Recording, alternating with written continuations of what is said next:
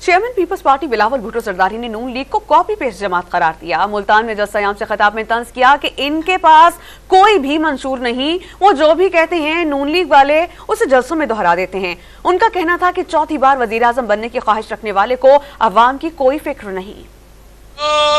पाकि सियासतदान है, उनको एहसास ही नहीं है कि पाकिस्तान के अवाम किस मुश्किल से गुजर रहे हैं। इनको अगर फिक्र है तो उस कुर्सी पे किसी न किसी तरीके से चौथी बार उन्होंने बैठना है।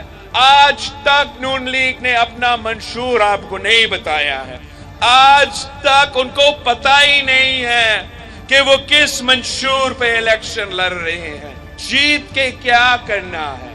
वो तो कॉपी पेस्ट जमात है मुस्लिम लीग नवाज। ये खुद कुछ नहीं करते हैं, ये सिर्फ नकल करते हैं। जो भी मैं कहता हूं वो 2-3 बार उसको नकल करके अपने जलसे में ऐलान कर देते हैं। पहले पूरा नून लीग तंकीद करती है कि ये तो होगा कैसे, ये तो कर ही नहीं सकता।